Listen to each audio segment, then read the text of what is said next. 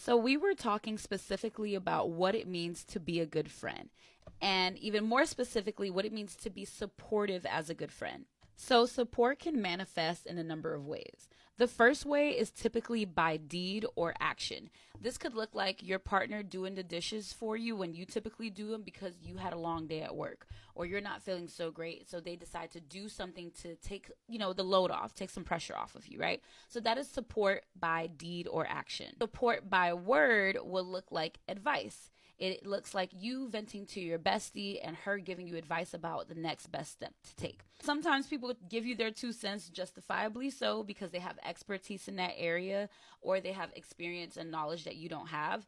And other times people just want to tell you what they think you should do because they have an opinion and they want to share.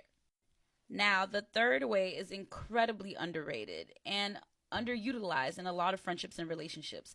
I myself am working really hard to be better at this third form of love and support, and that is holding space. That is exactly what your therapist should be doing. So if you do find that your therapist does a lot more advice giving, they need to be fired because therapists are not meant to give advice. They're meant to guide you throughout your emotional processing as you recount certain things and process different situations that happen in your life.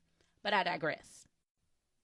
Holding space is the exact opposite of number two, advice. Holding space looks like just being a container for someone's feelings. And I thought of this analogy while I was working with my last client that really drew everything together.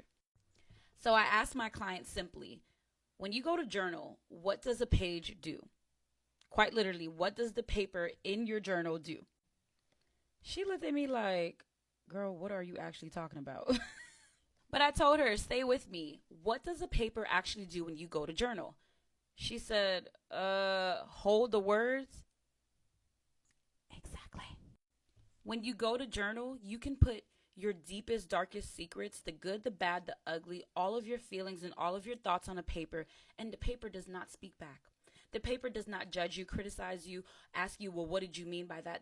So I myself am trying to be more like the paper because sometimes my friends and loved ones need to just be themselves. They need to be unapologetically free to share their thoughts and feelings and not hear any feedback or affirmation. Sometimes they just want to let it out and not on a piece of paper, but with their loved ones. So think about that when you go to support someone.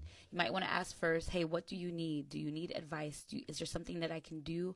Or do you just want me to listen and hold space?